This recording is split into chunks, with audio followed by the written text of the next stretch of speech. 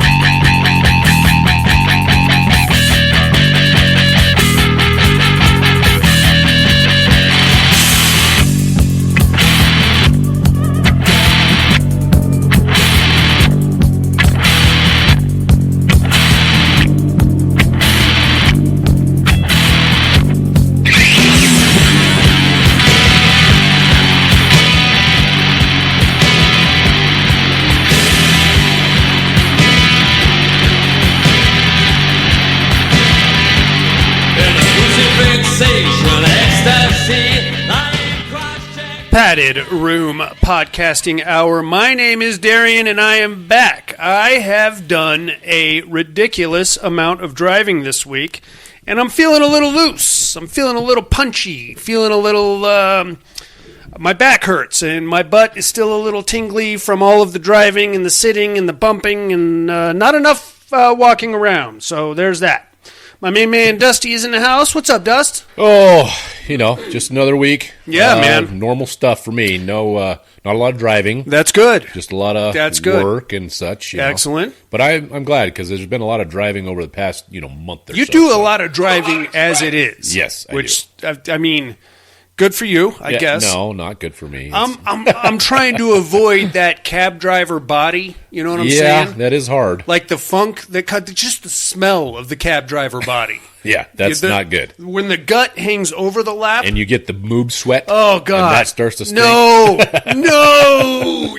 You get the flesh folds and the cheese. Oh God, gross. Speaking of cheese, Monica's in the house. What's up, baby doll? I am here. What's going on in Phoenix, Arizona? Speaking of moob sweat, I'm sure you got plenty.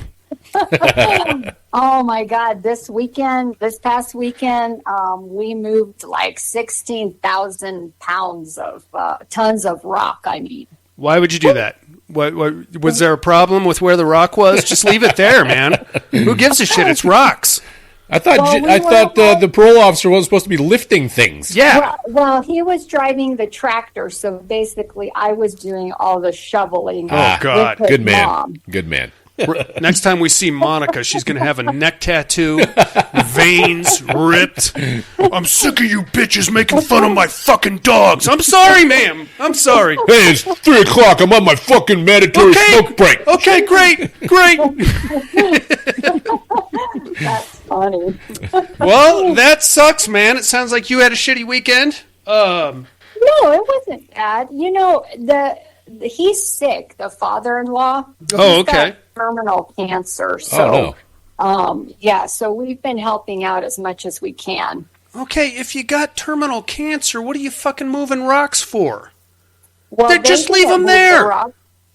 We did. Yo, what's going on? Yeah. Oh, there's the parole. Parole officer in the house. Say hello. Who is it? You're on the It's air. the boys. You're on the air, parole officer. Oh, what's going on, fellas? What's happening, Jesse? You got your shots behind. Let's go. Catch up. Clearly. Oh, my God. That's not true. We just got back. No, I'm pretty sure it is true. Like, in the shot spectrum of life, I'm sure Dusty and I are far behind you guys. Yes, I would agree. 1 shot for 1 dog walk, 2 shots for 2 dog walk. Yeah. That's funny. We will catch up at some point, probably 3 years after you both die. Well, we got a regular horror show to get into here, kids. We got listener mail, horror news, all the usual stuff. Let's kick it off with a little horror news, I say. Let's do it.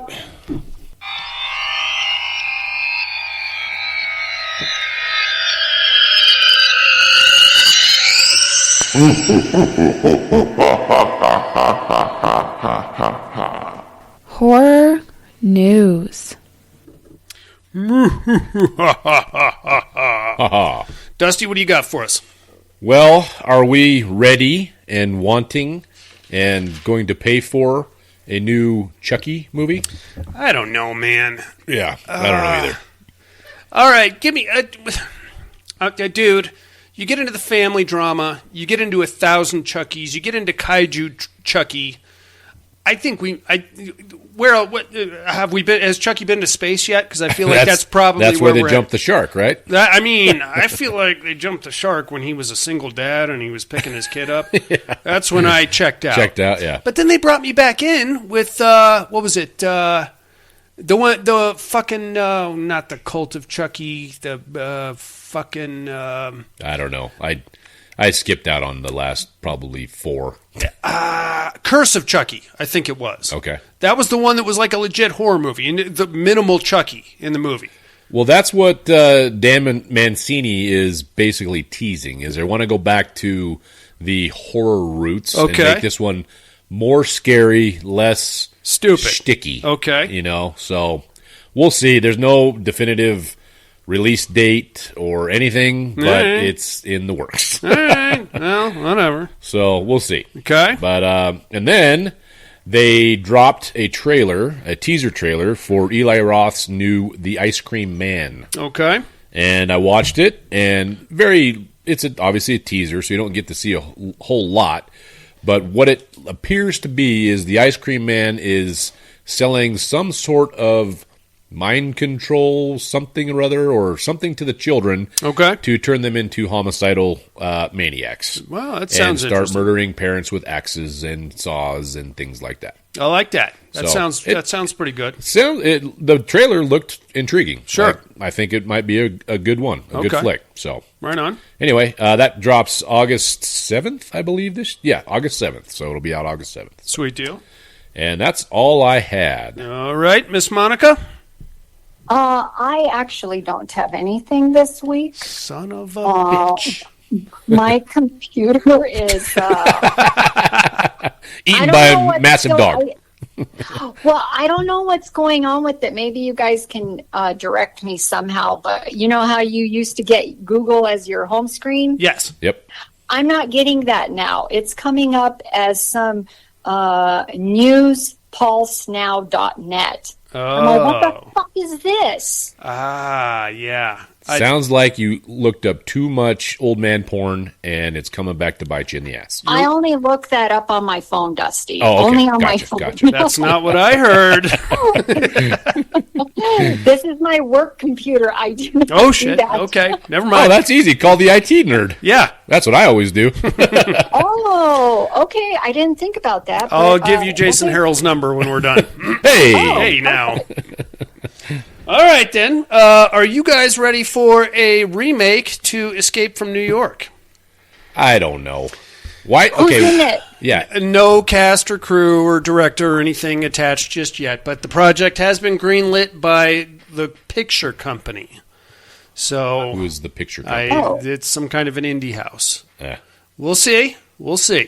Don't fuck with my Snake Plissken. I mean, can it be any worse than Escape from L.A.? It doesn't matter. It's still the same guy. It's still, Kurt Russell, and it's basically the same movie. I would imagine. Well, no. I mean, there was a lot of social posturing in the first one. I imagine we'll get a double scoop this time. Yes. So I don't really care about that, but who do you get to play Snake? I couldn't even... Momoa? No.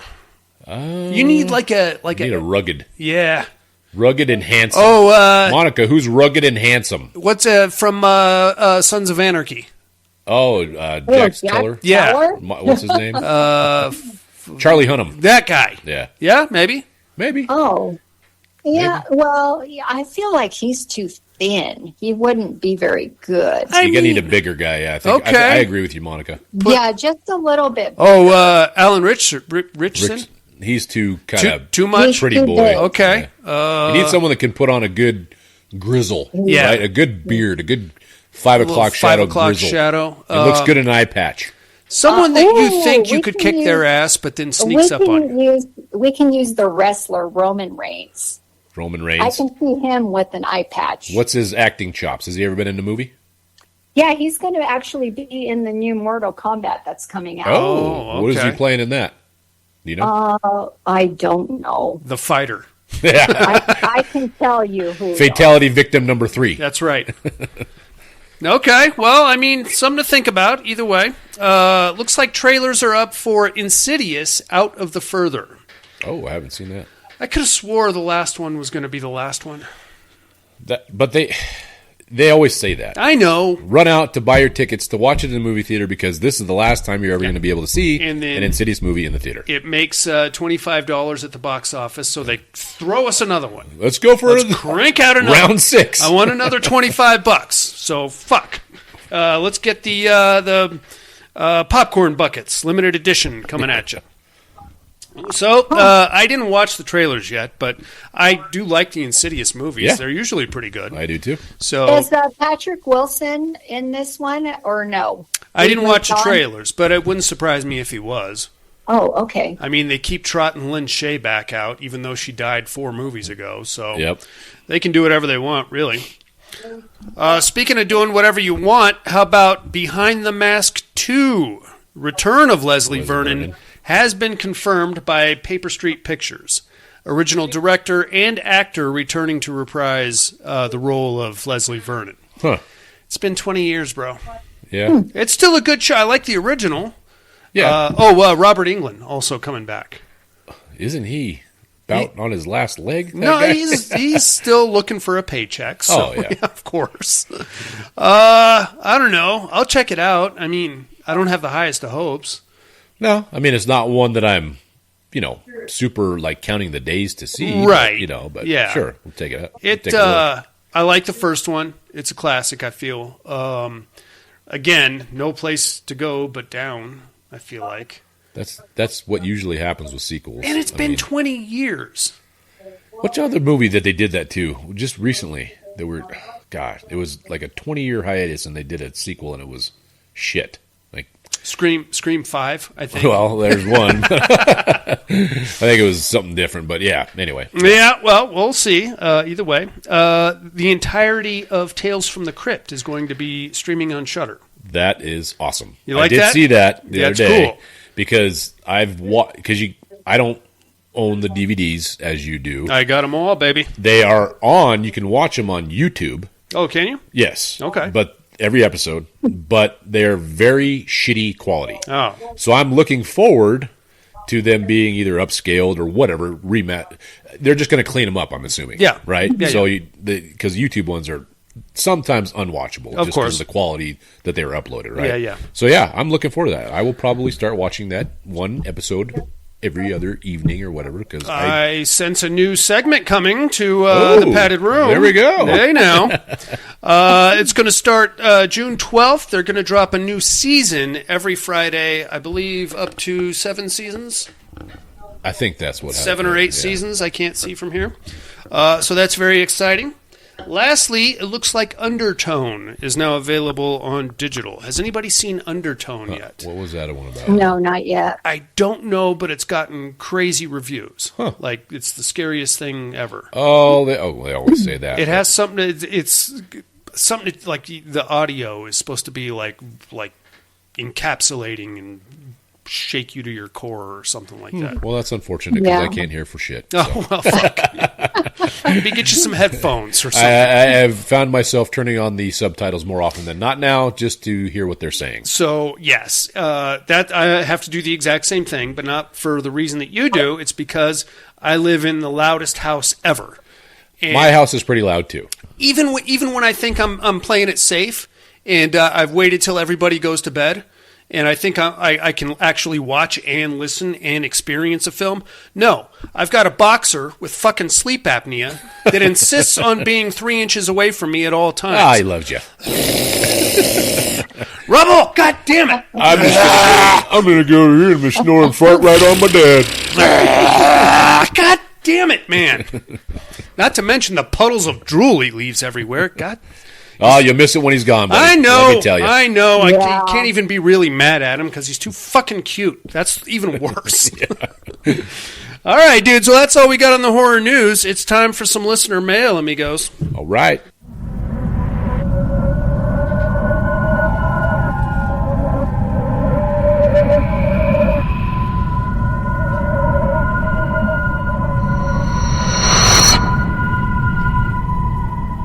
Listener mail. Looks like nothing but voicemails this week. Let's see who we got here. All right, here comes our main man in Alabama. Alan's in the house. What's going on, Alan? Howdy, room. How's it going? What's going on, dude? No Pterodome this week. Mr. Darian, you are Drag Me to Hell. I am. How's a layup? What I've been looking at. What you looking at? I watched this badass Indonesian action flick. Well, it's on Netflix, but it's called The Shadow Strays. I watched the remake of Deathstalker. I've been looking at That that. was a whole lot of fun. All right. Over the Top Blood. It's from the guy that did The Void. All right. I like that. Then last night I watched Stream. That was pretty good. I took the kid to the fair. That was fun. Fairs are good. That's it. Talk to y'all later. Bye. All righty. Thanks, Alan. Thanks, Alan. Appreciate it. Well, that was it for the listener mail. I guess just Alan is the only one with a minute this week. So you guys got anything for Alan? Thanks, buddy. Thank you, Alan. Alan's the best, dude. Yep. He never He's misses a week. so faithful. He Yep. is. He calls in even when he doesn't really have anything to say. He's That's just all right. like, how y'all doing? That's all I got. I love him to death. Right on. Well, I guess that being said, we do have a Pterodome Championship to get into this week, so that's coming right up after this movie. Other than that, I guess it's movie time, y'all. All right.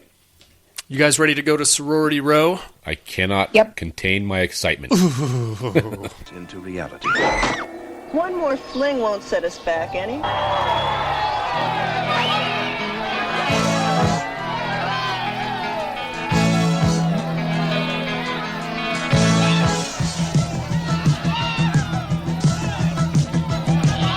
I gone down and said the clocks are pulling top of my soul. She said show up. I read another magazine. I stare into the TV screen. She said show up. I am a convict caught up in her wits and sometimes maybe traffic's all backed up now. Don't you realize what we've done? It was an accident. That doesn't matter.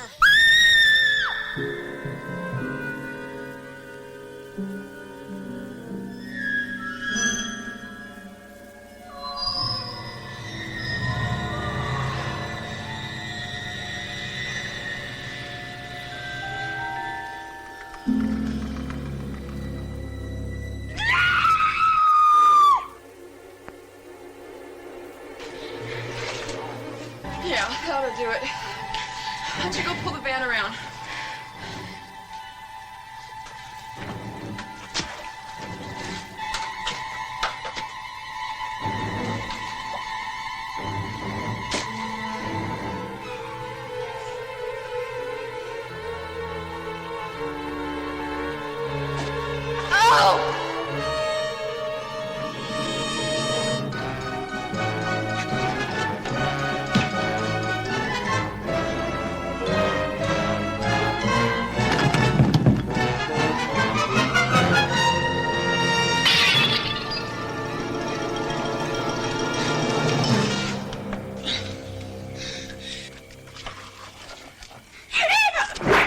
Then again, Pi Theta was different from other sororities. I'll get back at you. It's the last thing I do.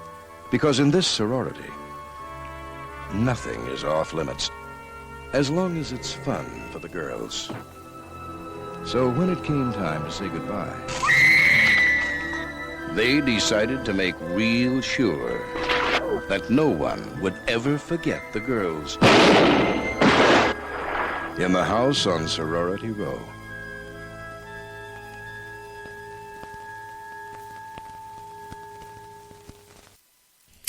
It is The House on Sorority Row Inmates from 1982. Got 5.9 stars on IMDb. Written and directed by Mark Rossman. Stars Kate McNeil, Eileen Davidson, and Janice Ward. Oh, this is just fine. It's another teen slasher. This came out right within the same neighborhood as Friday the 13th, so I would say it's very much part of the post-Halloween cash-in craze. It's got some high points and some low points. It is very much, however, in my opinion, a summarized version of Black Christmas. Yeah. Same thing. Yeah. Well, a little. Just happens in a sorority house. So does Black Christmas. That's true. Minus some obscene phone calls. A little bit of a twist on where we go with the actual killer. That part is left ambiguous in Black Christmas, but we'll get into that. It is, as I suggested, a sorority house, and this time we are, I think, right at graduation day. All the girls are getting ready to graduate. We have, I believe, 7 girls to start with, and they're all standing outside in their cap and gowns taking pictures in front of the sorority house. I'm going to go ahead and dispel a very popular myth here, ladies and gentlemen. It is commonly believed that all sorority sisters are super hot. I'm going to tell you right now that's not true. I've seen some that are genuine lagoon creatures. Me as well. Okay, good. So if young men out there, if you're pledging the frat house thinking you're just going to get swarmed by extremely hot vagina from the sorority houses, that may be true, but chances are we need to temper our expectations a little bit because, I mean, Bertha and Gertrude got in also. So let's just be... but they're kind of like the honorary house hens, right? They're the ones you take out with you so you don't get fucking roofied. And you know what, Darian? Yes, ma'am. I made a mistake. This isn't the movie I was thinking about with the boobies. There was boobies. No. Yeah, but I'm thinking of the other sorority movie where they are upstairs. It's a 2-story house, and they actually have the chain ladder they throw out the window because the killer's in there. Do you know which one I'm talking about? No, I don't remember a chain ladder. Oh. That's...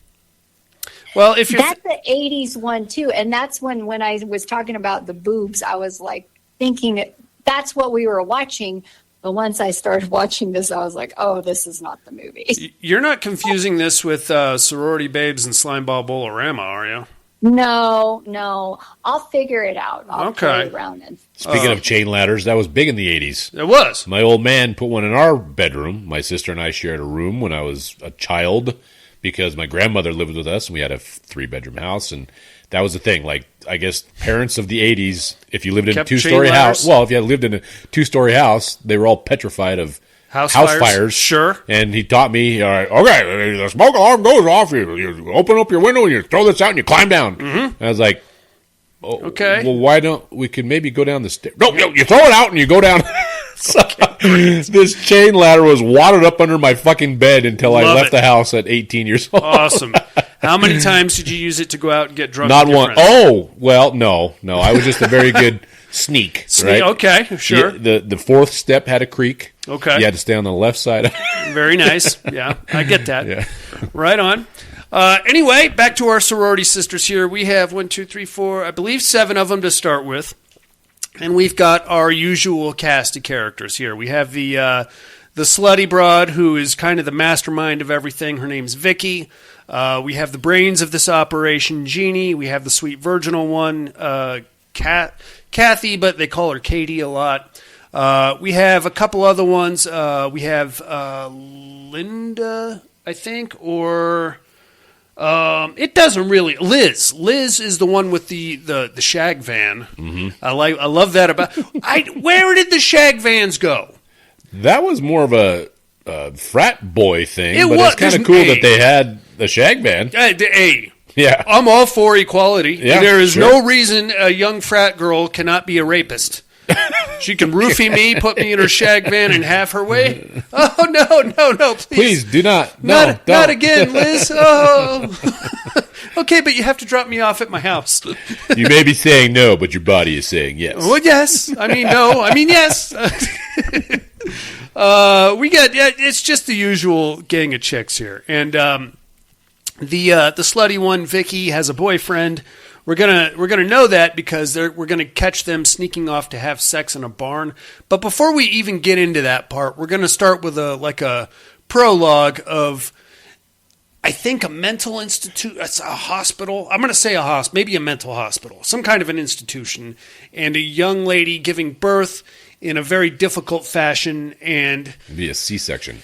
Yeah, a lot of screaming. I believe, and you guys are going to have to correct me if I'm wrong on this, I believe the doctor comes in and says, "Oh, that's bad," and the mother is crying, and that's kind of all we get. So I think we are supposed to believe there was a miscarriage at this point. Yes. Is that what you got too, Monica? Yep. Okay, now the ending of this is a little ambiguous also. Dusty and I were talking about it before we started recording, so bear with us. I would love to get some feedback on what you think happened, or maybe we're both full of shit. I don't know. Okay, very cool. That happens. Then we cut back to Vicky having sex with her boyfriend. He brings a gun to the barn, and they're shooting up the barn, like having a little target practice going on. Great. Then they go. They have sex. I would assume they have sex. Then they go back to the sorority house, where so Vicky is out having sex with her boyfriend. The remaining 6 sisters are there, and they're all getting hammered, drinking beer out of steins and toasting each other. And this is where we find out that they've got a big party planned for Friday. And they had it all set up somewhere else, but something happened and they can't do it, so they redirected, and now they're going to have the party right there at the sorority house. They've got the party rentals coming. They've got the band coming. It's all rocking and rolling and ready to go. Excellent. While that's going on, we're going to cut to a hospital again, I suppose, and we're going to see a very see you next Tuesday old lady go into the hospital, and she basically says, I don't know, man. I'm a little confused at what the fuck was going on here. Yeah, so from what I gathered was she was there because it was, we've come to find out she was the woman from the prologue. Correct. And she was going to talk to the doctor that was in the prologue. And I was under the impression he was kind of like her therapist kind of thing. Sure. Like she had been in the mental institution and then got out, but he's still kind of seeing her on an outpatient by that status. Yeah. But then she started making a big deal out of June 19th, right? And he's like, well, you can't keep going through this, basically kind of talking her off the ledge. And June 19th is a triggering date for her, and that's kind of all we get from that interaction. So what I gathered was he was trying to get her to stay. Yes. You can't leave. You can't go out. You're too emotional. You're too emotional. And then like a second later, he's like making a diary entry, and he's got the x-rays up, and he's like, there's severe deterioration around the brain, and this is going bad, and that's going bad, and a psychotic break could happen at any second, but she took off. And it would be very bad. Yes. Like she could go insane. But you never hear him use her name. Oh, yes, you're right. So I don't know. I don't know. And this is very strange. So we're just going to have to kind of cruise past this for a second. Anyway, back at the sorority house, the chicks are getting hammered with beer. And then we realize that the old lady from the hospital is actually the house mother. And she rolls in and she's like, why is everybody still here? You were supposed to be out today. And they're you like, little hussies drinking beer and fucking sluts. Yeah. Like, whoa there. We find out her name is Mrs. Slater. Whoa, Mrs. Slater. The bylaws state that we don't have to leave until the Friday after. And by the way, we're having a fucking party here on Friday. And she's like, oh, the fuck you are. Get you and your alcohol and everybody's got to be out of here by tomorrow. By the way, whose idea was this? It was Vicky's. Where the fuck is Vicky? She's probably shooting up a barn somewhere, so that's what we're going to go with. Okay, so Mrs. Slater goes to bed. The chicks are all, oh, fuck, what are we going to do now? They start getting ready and going to bed. Vicky rolls back with her boyfriend. She makes him count to 20 before he can go into the house. She rolls upstairs, gets into a bra and panty situation, and sprawls out on the waterbed. And then we get like a weird, all right, this is kind of weird. So just as that's happening, we see Mrs. Slater go up into the attic, sit down in a rocking chair, and we see a bunch of toys all over the place, like little kid toys. Vicky comes home with her boyfriend, and they're on the point of coitus. They were, I think, in the act. I mean, I don't know if penetration had occurred yet. Okay, well, there was some semantics. boobs, and I don't know if you've ever attempted sex on a waterbed, but it's not a very quick process. I would imagine not. You have to line The things rhythm, up. the rhythm has to be You have to exactly perfect, time played with the things. waves. You got to get the right movement, and the current has to be going. It's a whole thing. As they're proceeding, we see. Okay, so at this point, we believe that Mrs. Slater is in the attic. However, once the sexual congress begins, we see her going up the stairs with the cane. So at this point, we could be led somewhat astray in believing that there is somebody else in the attic. I don't know. This could be just an editing mishap. Regardless, she shows up in their room as they're having sex. She's got a walking cane with like a pigeon head on it, and she brings it down on the waterbed and creates a big tidal wave, and Vicky's like, "You bitch, I'll get back at you," and she's like, "Get your disgusting pussy out of here," and the boyfriend goes hauling ass, and Vicky's all pissed off. She's slipping and sliding down the hallway. "I'll get you back, you bitch!" Bam! Now we cut to the next day. We find out this particular sorority house has a disgusting swimming pool. It's got a fucking tire in it, man. Oh, yeah. And I don't mean green water, and it's fucking full disgusting. of bullshit. No, not bad. And there's a tire in it, and you can't see anything really because the water's gross. And they've made some comments throughout the movie about why do we have a pool? Why do we have a pool if we can't swim in it? Well, she said she wasn't going to clean it because we never use it. Well, we're not going to use it because it's disgusting. It's a whole stupid It's thing. an end of the cycle. Yeah, it doesn't matter. But they're all laying out there, and if you're paying attention, this is the particularly stupid part. As they're having this conversation, one of the girls is floating on a raft in the pool, working I didn't on her notice tan. that. Well, you had to get on that fucking thing somehow, Sweet Pea. As long as, I guess, if you're on the raft, as long as you're not in the water getting, gonorrhea persiflades. I mean, if you can get on the raft without getting wet as it's in the true. water, that's very impressive. Yeah. I would like to see that. I guess if you just take a shower afterward, you're fine, right? Keep your pee hole out of it. Yeah, there's flesh-eating things. There could be. And things that crawl up pee holes, like you say. Yeah. Monica, you're a tanning enthusiast. Get on the raft in a disgusting pool, yes or no? I'm not sure. Okay, what about that pool? Maybe. I don't really know. You know what a good measuring stick is? Smell Yes. it. Smell it. Well, so when I saw the pool, when we were like 11 and 12, we did go swimming in a pool that looked like that. Oh, sure. We loved swimming. Oh, yeah. But these days, hell no. Yeah. You ever, That's a UTI just waiting to happen right there. well, yeah. Exactly. 11 years old, you don't know what a fucking UTI is. Exactly. Nothing can harm your vagina when you're that little. Yeah, no. So said the first yeast infection. Gross. Ew. Anyway, they're all out there in the disgusting pool, and it's gross. And they're like, "Oh, what are we gonna do? We gotta fucking get back at that bitch. We gotta get her out of here." But no, we can't. We've been taking her shit for 4 years, and like Vicky is the figurehead of this group. Liz is definitely on board, and a few of the other girls are like, "Yeah, fuck her." But Kathy, she's like, "Oh, how about we all just grow up? We all have jobs and stuff now. We're college graduates. Let's be adults. Let's just move on." "Oh, fuck that. We're having a party." Nah. So we don't know what the big prank is just yet, but they're cooking something up for. Maybe she's on the diving board actually. Oh, yeah. That's what it is. Yep. It kind of looks like she's in the pool. Yep. Anyway, they're cooking something up to get back at Mrs. Slater. So they kind of kick, "Oh, well, what if we toilet paper her room? What if we throw some dog shit at her?" All right. eventually, Vicky's like, I got it. I know how we'll get that bitch. So now they have this grand scheme of what they're going to do. They all kind of come up with this cockeyed. Well, I mean, it. On what planet is this a harmless prank?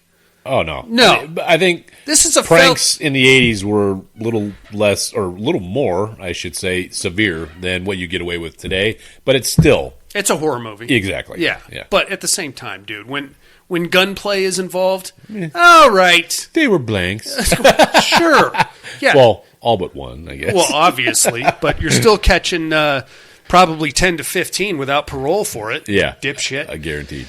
Anyway, they've got their grand scheme involved. They wait till Mrs. Slater falls asleep for her afternoon nap. They run up there. They steal her cane. And they're like, oh, we got you now, you fucker. She wakes up. She hears a bunch of yelling and screaming coming from down by the pool. So she runs down there.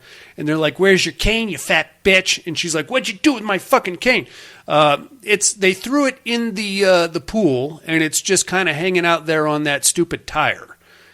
By the way, how long are we going to leave the tire in the pool? I mean, how long? If you're not getting in. I know, but it's like the box. It's like when you want to take the garbage out, but you just leave it by the door. How many times do you going to walk past the garbage bag before it just becomes part of the furniture? Get the fucking tire out of there. They need a pool boy. All right. Well, they're going to get three of them here in a minute. Oh God. Yeah. Anyway, so here comes Mrs. Slater. Oh, you think you're funny? Get my fucking cane out of the pool, bitches. And then she turns around, and Vicky has pulled a gun on her. And she's like, you know what? We're going to get you now, you bitch. We've taken your crap for 4 years, you fucker. And Mrs. Slater's like, okay, how about, well, I'm just not going to take any of this shit. So she starts to walk off, and then Vicky, like, pops a round off, like, oh, no, it's loaded, you fat bitch. So now she's like, get in the fucking pool. And Mrs. Slater, whoa, there, easy. So she gets, like, slowly lowers herself down into the pool at gunpoint, and Liz jumps in front of her. She's like, okay, Vicky, you're going a little crazy here. So at this point, like, Liz is, like, positioned herself in front of Mrs. Slater. She's like, no, I'm going to kill this bitch. And Liz is like, okay, Vicky, just calm your ass down. And then, like, Liz kind of moves towards Vicky, and then they get into a quick little judo thing or something, and the gun goes off, and it looks like Liz gets hit in the ankle. And she goes, ah, shit, and she falls down. Mm-hmm. All the other girls freak out. Oh, my God, Vicky, what did you do? What did you do? And that's when Mrs. Slater pops out of the pool, grabs her cane, and she's like, I'm going to get you, you cunt. And then she, like, swings the cane at Vicky, and Vicky turns around, and the gun goes off again, and she shoots Mrs. Slater. Yep. Blacka. Now, she did discharge the firearm twice while Mrs. Slater was in the pool, assuming that they were blanks. Mm-hmm. So, just to be clear, the first round was live because she shot out the lamp to prove that to Mrs. Slater that it was loaded. Second 2 rounds were blanks. Supposed to be. And then the rest was all live also? I guess. Who the fuck taught? Whatever. I don't know. Like, whatever, dude. For one, you got to know how to stack the magazine correctly. Clearly. And I mean, if the idea... Okay, I understand the purpose of the first live round because you want to scare her. Yeah. And then the 2 blanks because you really want her to piss her pants. Okay, after that, why do we have any more bullets in the wet? I don't know. It's an 82 movie, man. That's what it is. Oh, shit, ladies and gentlemen. We have a legitimate problem here because we've got a dead house mother here who's got I don't know, what do you think, a 45 slug to the chest? It looked like a 1911. Yeah, so she's down, bleeding from the chest, as the girls are having their legit freak out. What the fuck did you do, Vicky? Here comes the party rental people with their big trucks and all their streamers and their chairs. Perfect timing. Yeah, perfect. What are we going to do? I don't know. What the fuck? You got to call the ambulance. No, we can't call an ambulance. So they do the mature thing. They wrap her up in a tarp and throw her in the pool. In the pool, yeah.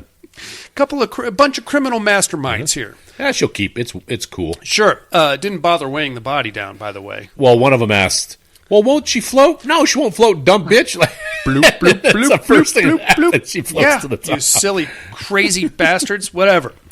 Okay, so they send Morgan, the hot blonde, in there to go stall the party people while the girls figure this out. They rewrap her, tie her up, sink her to the bottom, good to go, with the cane.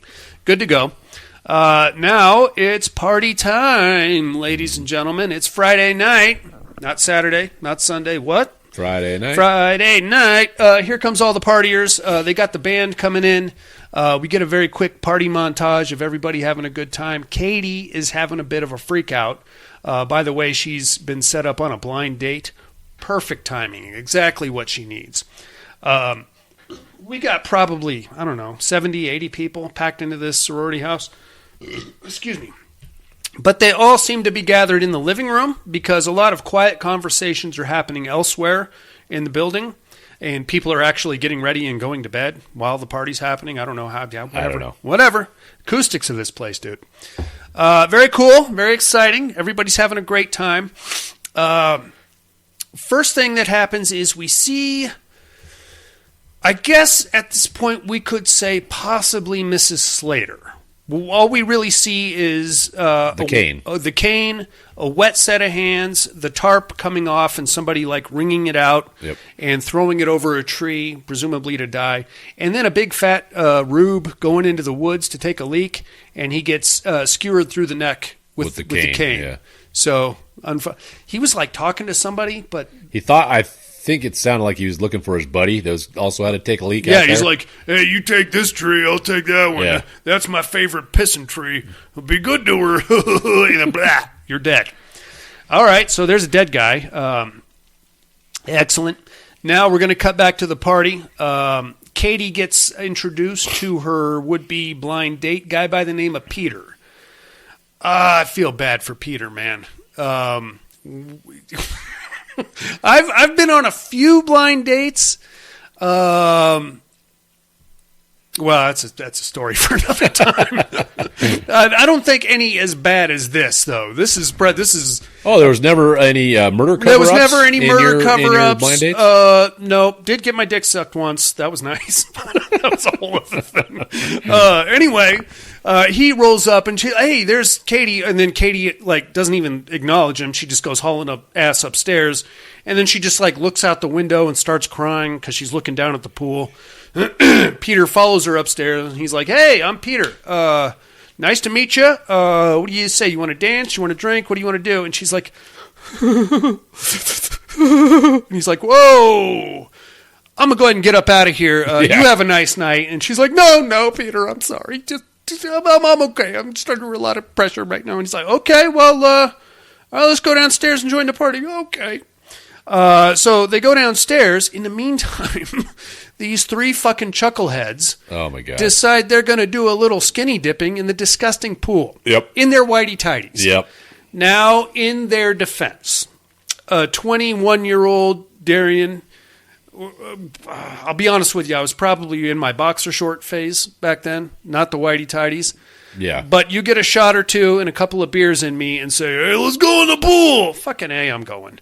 I will catch chlamydia, and I will get a shot the following Tuesday to clear that up. But I'm not going to be the guy who doesn't go in the pool. Much like my dickhead friends at the time, the three of them are out there in their whitey tighties.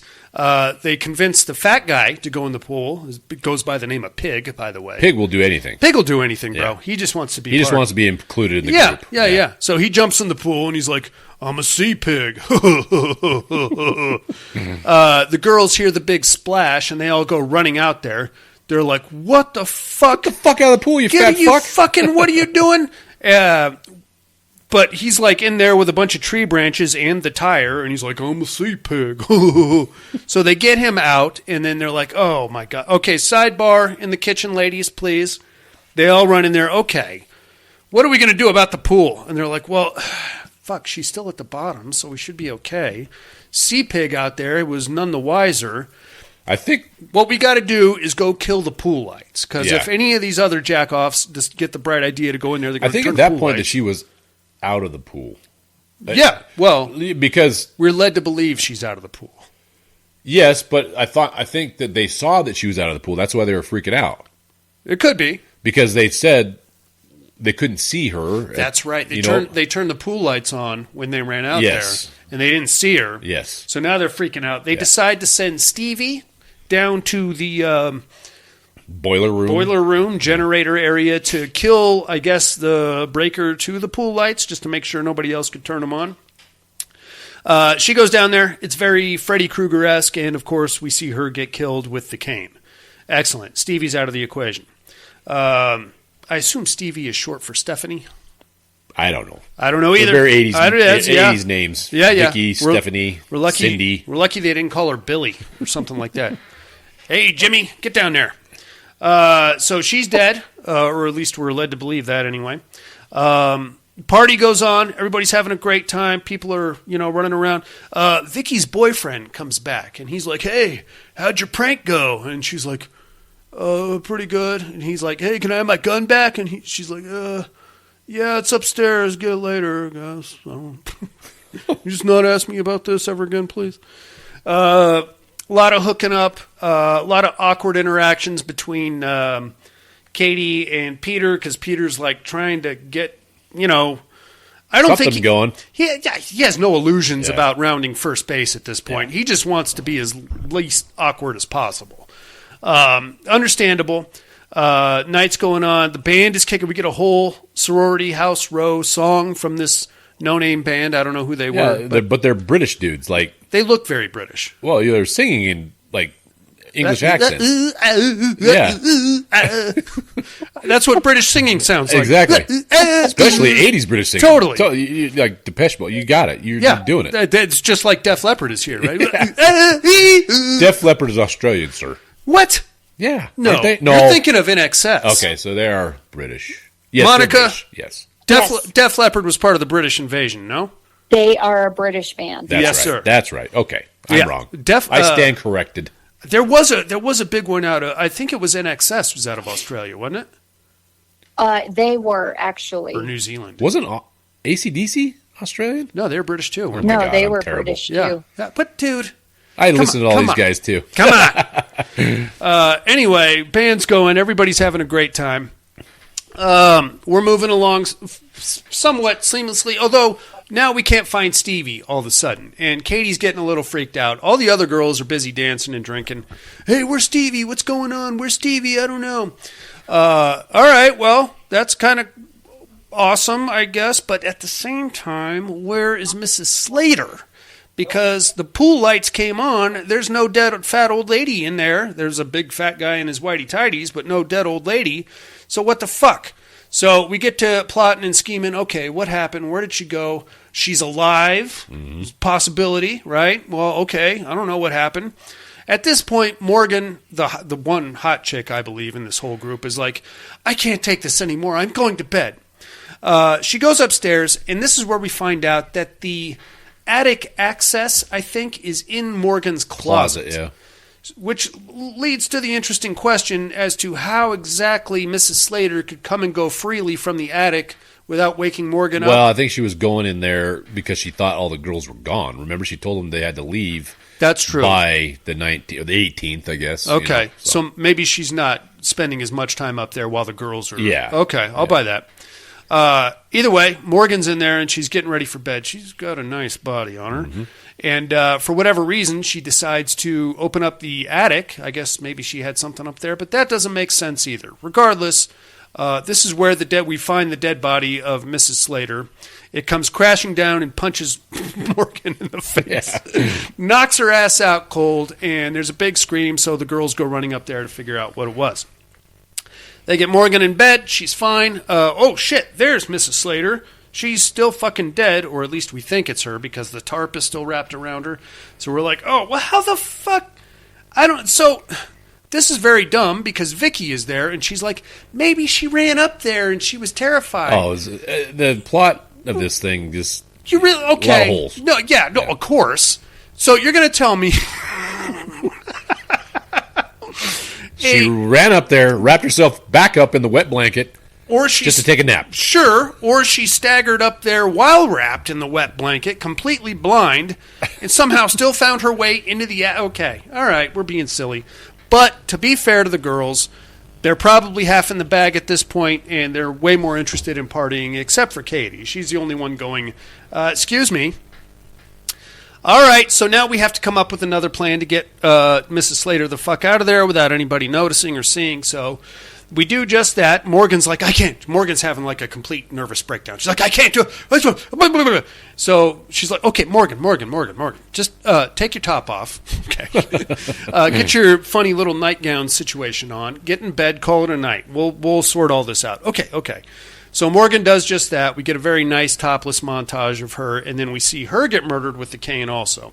While that's going on, the rest of the girls are bringing Mrs. Slater's body down to the kitchen. Not just sure how we got it down there without anybody seeing it, especially in the middle of a party, but they do get it to the kitchen on ground level, and they're like, okay, what are we going to do? They hatch the ingenious scheme that they are going to take it to the cemetery, find a fresh grave, Open grave, yeah. Bury it underneath the grave, so that when the grave is filled with the casket of whomever on top, they'll be basically burying Mrs. Slater underneath the dead guy that is assigned to that grave. That's kind of a good plan. I'm with you. Yeah. I'm with you on that. Okay, first things first. How are we going to get Mrs. Slater's dead fucking rotting ass into Liz's van? By the way, Liz has no interest in putting a dead old lady in her van. So what she might get a yeast infection. Totally, and who knows? As if the shag van didn't smell bad enough, it's about to get a whole lot riper. They're like, okay, well, here's what we're going to do. We're going to put her in the dumpster here. We're going to wheel the dumpster around to the old garage. We can't pull it in front of the house. They send, was it Jeannie, I think, Diane. Diane to go get the van and move it into the garage. And then they're going to wheel the dumpster around to the old garage, put dead Mrs. Slater in the van, drive the van to the cemetery, bury Mrs. Slater, get back before the party's over, and call it a night. Yep. All aces, baby. How can we possibly go wrong? Well, I'm going to tell you. First thing that happens is, what's her name goes to the, Diane goes to the old garage, fucking forgot the keys to the van. Mm-hmm. By the way, dude, this van was tricked out. Yeah. 1982, it had a car phone that came off the dashboard, by the way. That's impressive. Yeah, it's very. I mean, Daddy buys them what they want. These fucking little sorority girls had a open bottle of Maker's Mark sitting right next to the driver's seat. Can't have a shaggin' wagon without some whiskey. All carpeted, shag carpet. I think that I saw a disco ball in there. Those weird observation bubbles. Remember those? Those things were pretty. A lot of tassels. Tassels, man. Tassels everywhere. That's for the ladies. Yeah. Which is weird because there's a lady driving this thing, so maybe it's for the dudes. I don't know. I'm not too into tassels myself. All right, well, so off goes Diane. She gets in the van. Where's the fucking keys? I don't know. Boom! Gets killed with a cane also. All right, she's dead. In the meantime, I believe it was Jeannie and Vicky load dead Mrs. Slater into the dumpster, start wheeling her around to the garage, and they fucking smash it right into a cop car. Cop happens to just be sitting outside the sorority house, which, let's be honest, is exactly where I would be parked on a Saturday night. Protect and serve, baby. Fucking A. Fucking A, Dusty. More emphasis on the serve. You ladies look inebriated. I'm going to need you to step to the rear of the vehicle. They smash it right into the cop car. The cop gets out. He's like, you fucking doofuses. All right, what the hell are you doing? We always take the garbage out on Friday nights. At 1:30 in the morning?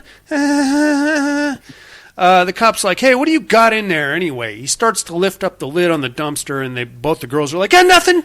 Slam it down, and then luckily for them, the cops' radio goes off, and they're like, we got a 1048 on a 219er. He's like, God damn it. All right, get this fucking thing out of here. Don't take it out until tomorrow, and fucking don't fuck anything else up. Cop takes off. Both the girls are like, phew. Okay, cool.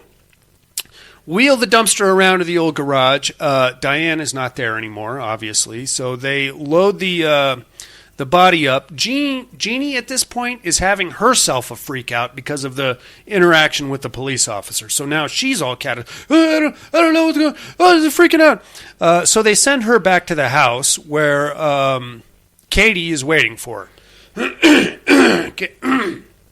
Oh, excuse me. Katie's like, hey there, what's up with you?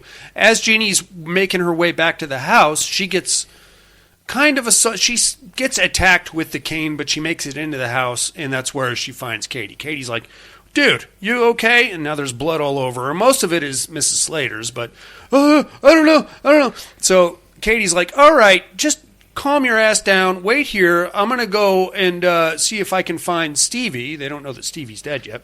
And we'll get you calmed down. In the meantime, have a shot or two and just chill out. So away goes Katie. Jeannie is stuck there in the kitchen just hanging. The party is still in full swing at this moment. Here comes whomever it is with the cane. Beats in the kitchen door. Jeannie, doing the right thing, grabs a butcher knife and is like, "Ah!" Goes taking off into the ladies' room. Gets into a stall. Here comes our killer right after her. Starts turning all the sinks and the showers on. And then, so I believe what happened was the killer kicks open the door to the stall that Jeannie's in. And Jeannie is like, for whatever the fuck reason, holding the knife with the blade inward and like kind of like this. Well, from what I gathered, he or she just overpowered made her and basically made her cut her own head off. Throat, yeah. Or her, I got cut, it. yeah. Regardless, she gets decapitated, as we'll find out later in the movie. All right, Jeannie's out of the equation. At this point, it's now late in the night. Most of the party goers have gone. The band has stopped playing. Peter, the good Samaritan that he is just trying to, hey, well, I had a nice time. That was always the go-to. I had a nice time. I'm not going to give you my phone number, but I had a nice time. Yeah. So stay cool. Yeah. I'm not going to say anything to your face, but peace out. Katie is clearly in the throes of a complete nervous breakdown because all of her friends are disappearing and most of them are not reappearing. On top of that, there's all these signs of foul play, like she's finding blood spatter here and there and bloody knives there and all kinds of weird shit. She's really thinking something foul is afoot. Found a life alert bracelet or a few. Yeah, you she will. goes looking for Jeannie, and in the struggle that happened in the kitchen or just outside the kitchen, she by the finds garage when she got attacked first time. the life alert bracelet. Yeah, well, I don't know what it. She looked well. Okay, so when we saw Mrs. Slater leave the hospital, the doctor's like, take this medallion and keep it with you always. And basically, it's like a dog collar. It says, Mrs. Slater, if an emergency, call this number. If found, call Dr. Palance. I belong to Dr. Beck. So she finds that, and she had she was about to call the cops at one point, but Peter talked her out of it. Because she's like, hey, my sisters are disappearing. I think there's foul play. And she picks up the payphone to call the cops. And Peter's like, well, why don't you call your house mother? And she's like, because I don't. Maybe I'll call the cops later. Yeah, because he's basically saying that I see where you're going with it. But he was telling her that the cops are going to have a lot of questions. And they're probably going to want to talk to the person of authority, right? So yeah. And she doesn't want to open that can of worms yet, obviously. Yeah. Maybe first Peter, date, you know. Yeah, totally. Better not divulge your, homicides until maybe the third. Let's not go to prison with him. Yeah. You know what I mean? Not on our first date, anyway. Monica, prison on a first date, what do you say? No. Unless it's going that bad. In which case, I'll do 2 to 5. Just to get the fuck away from you, you crazy lady. You can't. I'm not going to put you on the visitation list. I'll tell you that, Sweet Pea. It was nice meeting you, though. I had a nice time. There'll be no hands to the window. No, I'll not even pick up the receiver. I'm just going to leave that there. Anyway, she calls Dr. Beck. Hey, it's like that scene in Return of the Living Dead. There's a number stenciled on the barrel. There's dead guys running around. Hey, my friends are disappearing, and I don't know why. I found this random necklace with a phone number on it. What do you say? Dr. Beck is like, you're at the sorority house? You've been drinking? I'll be right over. He hops in the car, hauls ass right over there. Old perv. About that time, Peter is like, you know what, sweetie? Had a nice time. I'm going to roll out. But here's the thing. When Dr. Beck gets to the house, we see Peter still sitting in the front seat of his car in the parking lot. Now, he appears to be doing like some kind of a weird nodding off thing, like maybe he just had too much to drink and he's being responsible. Or there could be something else in play. We don't know, and I don't think we'll ever know. Dr. Beck rolls in there. He's like, hey, what's going on? We need to find Mrs. Slater. And she's like, yeah, I don't know where she is. Then she spilled the beans, I think. Sure, she's around here somewhere. And then she's like, well, all my friends are dead, and 2 of my friends went to the cemetery. Now let's cut to the cemetery. Liz and Vicky are there, and Liz gets killed when she goes back to the van, gets her throat cut. Vicky gets out and then basically gets clubbed to death with the cane. So we got those 2 are dead also.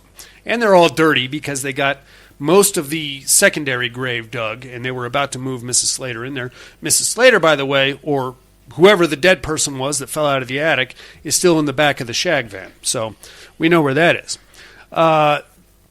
Dr. Beck and Katie hop in his car and go hauling ass to the cemetery, try to find out what's going on. But before they do, we see, or at least we think we see, Dr. Beck call the police and be like, hey, there's multiple assaults. One of my patients is loose. Meet us at the cemetery. Okay, thanks, Lieutenant. And then he hangs up and then they haul ass. As they're driving to the cemetery, Katie spills the beans. It was supposed to be a prank. No one was going to get hurt. And then she basically tells him what happened, and he's like, well, that's not good, but if you killed her, then that's not bad, because she's very dangerous, so let's just get to the cemetery. Get to the cemetery, we find dead Vicky and dead Liz there at the cemetery, and then they check the body in the back, and sure as shit, it is actually Mrs. Slater. All right, she's dead for sure. Checked her pulse and everything. All right, well, let's go back to the sorority house, and then we get the rest of the story. As they're driving back, Dr. Beck spills the beans. He's like, okay, so Mrs. Slater came to me when she was trying to get pregnant. I had this experimental procedure. Everything was going swimmingly until it was time for her to give birth. It was a very difficult childbirth, but we did get the fucking troglodyte out of her, and then we kept him in the hospital. But in the summer months, I believe, as if I'm understanding this correctly, in the summer months when the house is closed, she goes and gets the kid, and he lives with her in the sorority house in the attic. So I think, if I'm understanding this correctly, what we have to believe at this point is that the kid is the killer. Mm-hmm. He's loose. He probably saw the murder of Mrs. Slater from the attic. Mm-hmm. And he's probably on this revenge mission to kill all the girls, which makes sense. Dr. Beck is like, look, he is very dangerous, and we got to get his ass back to the hospital because scary shit. He's going to kill a lot more if we don't do it, so let's get back in there. And she's like, oh, okay, well, the police are coming right now. They're back at the house. He's like, no, the police aren't coming, and they're not going to do any good if they do come. So, you called him? No, I didn't call him. I just pretended to call him. Here's what's going to happen. Boom. Tranquilizes her, puts her in a lazy boy right in front of the big open bay windows. And he's like, you're the bait. As soon as he comes in here, I'm going to trank him and get his ass back to the hospital. It's going to be great. Okay, so she did not consent to this, obviously, but now she's all woozy, and she's having like this psychedelic experience with like people flashing in coming in and out. I thought that part was pretty cool. Sit her down in front of the bay windows. Dr. Beck hides behind a fucking window curtain or something, and she's tripping balls. She's like seeing the cane spinning by itself, and seeing all the dead sorority sisters, girls, seeing a random dude dance with his hot date out there for a second, and all kinds of trippy stuff. And she's going, fuck. In the meantime, we hear somebody come into the house via the front door, slowly walk around, and Dr. Beck's like, I got you now, you fucker. He's got a legit, like, tranquilizer gun. Mm-hmm. Like he's going to hunt a rabid wolverine or something. Okay, I don't think they gave those out at mental institutions, but whatever. I don't think these experimental pregnancies were all above bar, if you will. Sure. Sanctioned. Sure.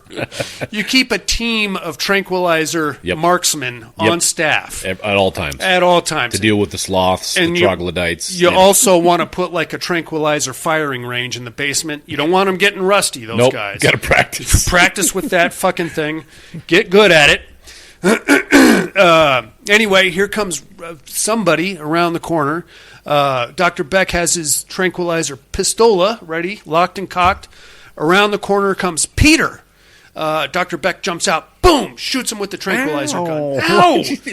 That hurt, you prick. What are you doing? And then he goes, boom. At this point, now, I don't know, because we just see Dr. Beck, like, jump on top of Peter. He's like, I have to act quickly. And he starts, like, I don't know, like touching Peter in some way. While that's happening, Katie kind of pops out of it for a second, and she's like, I'm fucking out of here, and starts staggering out of the room. Goes like stammering around a little bit, goes upstairs. In the meantime, Dr. Beck is like, Katie, get back here. Katie, come on. Now, he didn't say that Peter was the son. No. But I think Peter was a red herring. You think so? Yeah, I do. But, okay, so maybe he survived then. Yeah, I think so. I don't know.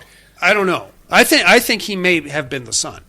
That's just my opinion. Anyway, cutting back, Katie is now, she is trying to get away from Dr. Beck, and Dr. Beck is like following her.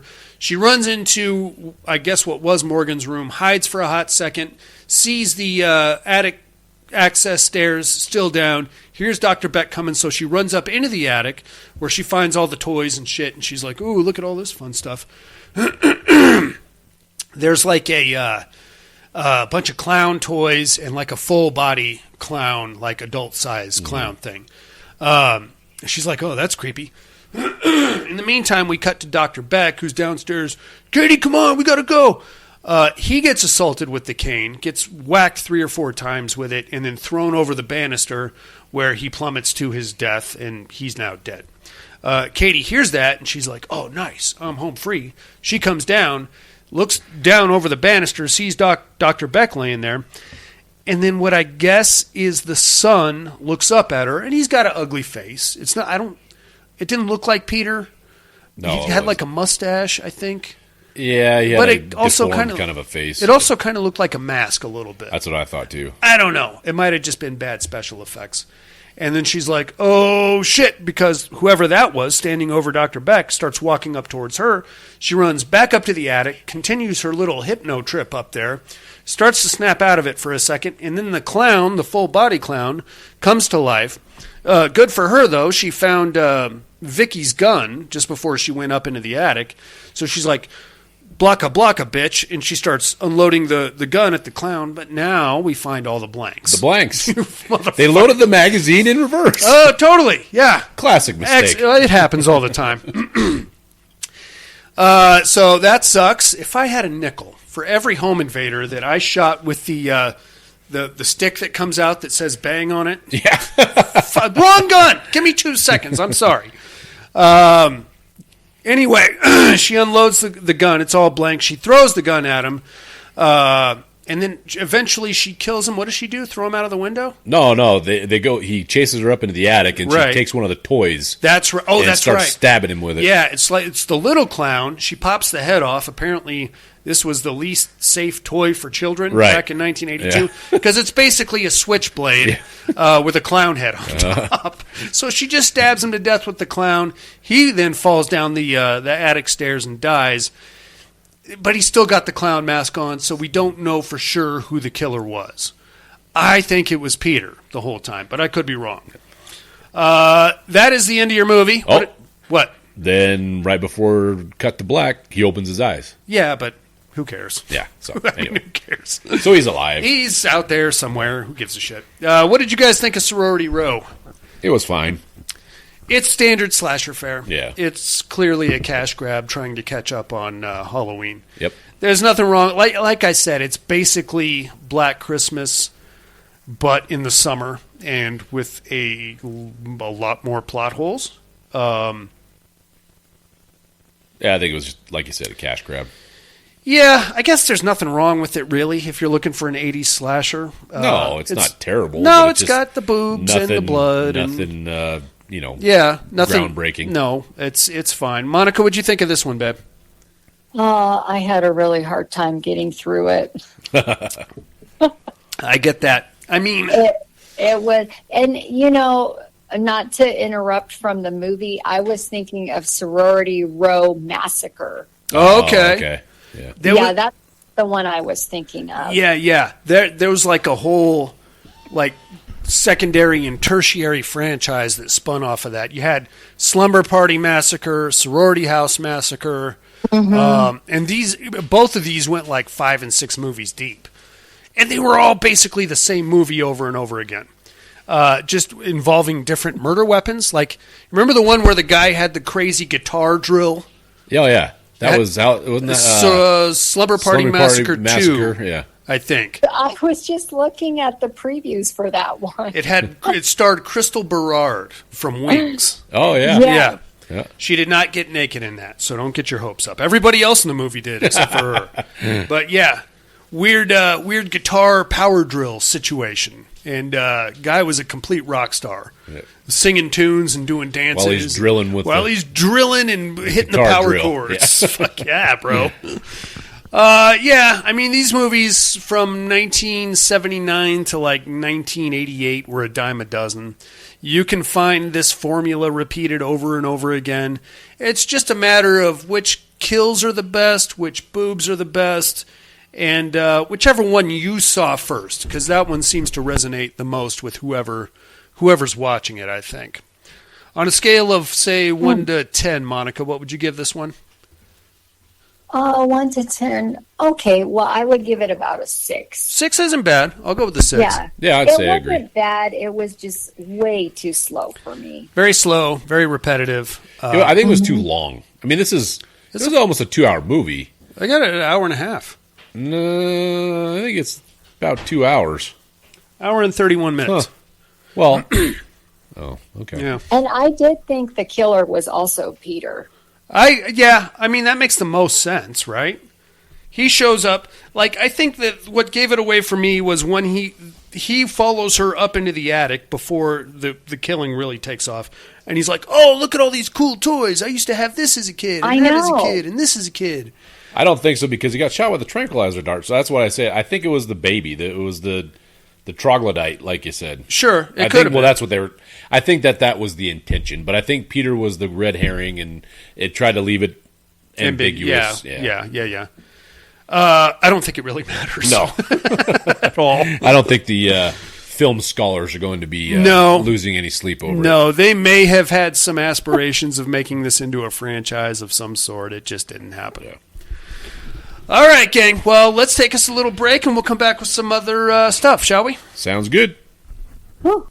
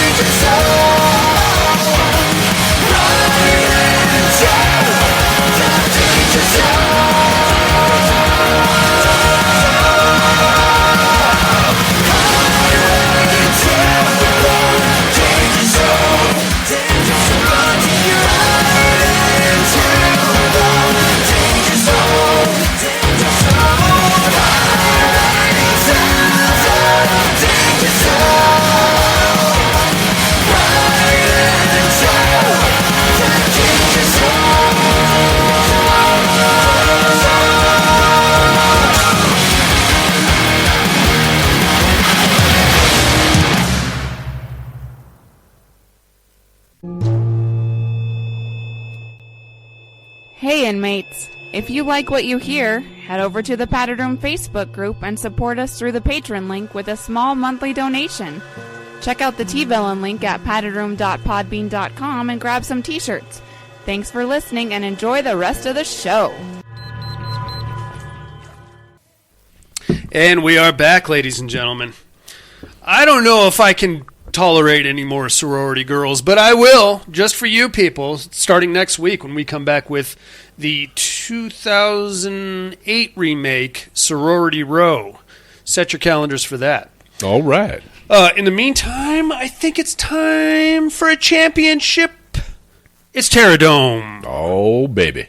No tears, please. It's a waste of good suffering. I'm not gonna hurt you. You didn't let me finish my sentence. I said, I'm not gonna hurt you. I'm just gonna bash your brains in. I'm gonna bash them right the fuck in. I'll kill you all. I'll drive you crazy. I'll kill you all. My worst dream come true. 6-year-old child with this blank, pale, emotionless face, the blackest eyes, the devil's eyes.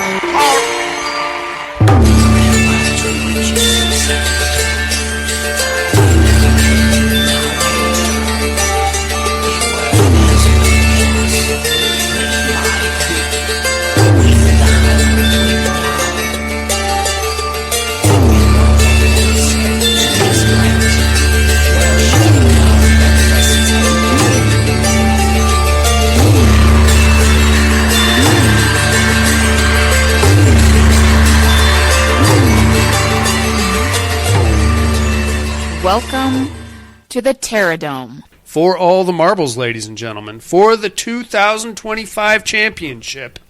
Bear with me, I am not much of a writer. They didn't choose to make planetfall. They didn't choose to escape from cryostasis, and they certainly didn't intend on being incarcerated in the first place. They were, after all, only doing what their instincts demanded. But here they were, beset on another lonely ball of mud, drifting out on the ass end of deep space, and again, doing only what their instincts demanded, to devour. Instinct. It's a funny thing. Action without thought, a driving force in nature. Nature and instinct are exactly what forced the wolves to that particular stretch of West Virginia wilderness. The incursion of an invasive species, the ecosystem needing to protect itself, and the natural life cycles contained therein. The task of the predator is to eliminate and devour the prey, for the sake of nature. In teams competition, we have werewolves versus critters. Oh, this is a tough one, dudes. Is it, though? Come on. I'm not. I can't see the critters. They took out the vampires. Okay, I know you like that. Come on. Here's the problem. Listeners, come on. Let's be realistic. Here's the problem. The swarm. How many werewolves are we talking about with tooth and claw and viciousness? How many critters are we talking about? It doesn't matter. Stack them on stack. Hundreds. Like, a war of attrition? Like, how many critters could one werewolf take out? Okay. Since we're already having this argument. And do they have silver fangs? Do they have, silver anything? Just biting and gnashing. And they will regenerate from werewolf lore. You can get them down to the skeleton and they will come back to life. I don't know how the fuckers beat the vampires, but I don't know. People voted for him. I know. They beat them. There's no way. I'm werewolves all the way. Okay, werewolves for Dusty. Monica, how say you? This is really hard. Right? Dude, giant critter ball. Roll right over them. They would dodge, Darian. They're very agile. Very possible. Beasts. Okay, here's the problem, though. So Quills. you only become a They're not silver. werewolf on the night of a full moon. Not necessarily. That depends on which movie you're watching.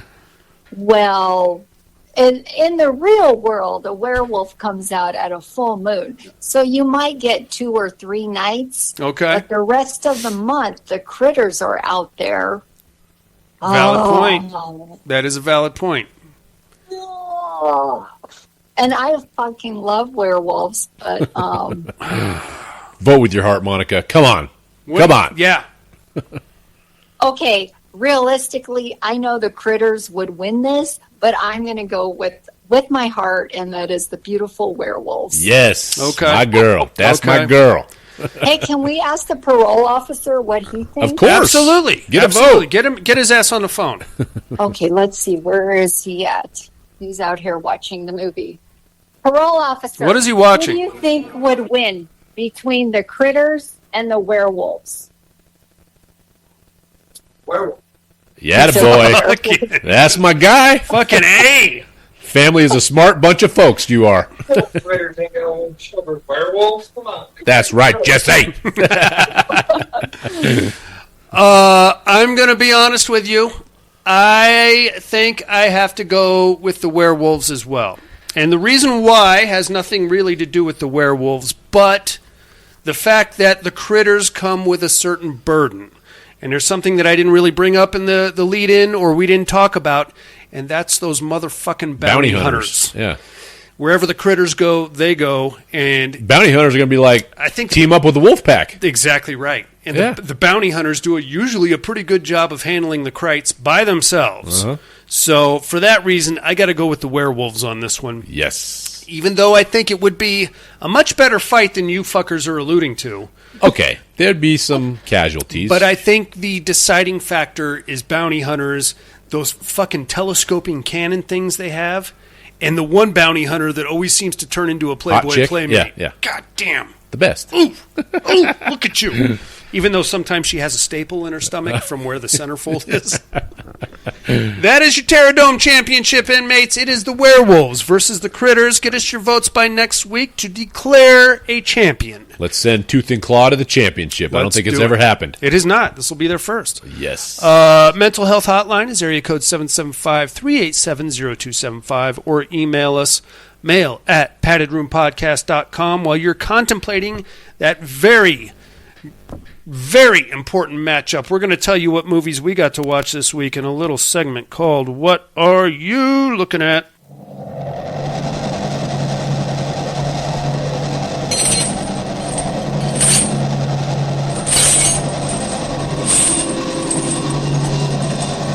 What are you looking at? Well, inmates, I had a very dubious distinction this week, something that I could cross off my horror bucket list. I watched The Shining from 1980, and I watched it at the Overlook Hotel. Look at you. Dusty, what do you think of that shit? Well, call her me jealous. Well, it's not. So I took the wife on a somewhat romantic getaway to the Timberline Lodge in Oregon, which was the filming location of the original Shining with Jack Nicholson. But as I found out, somewhat disappointedly, only the exterior was used in the film.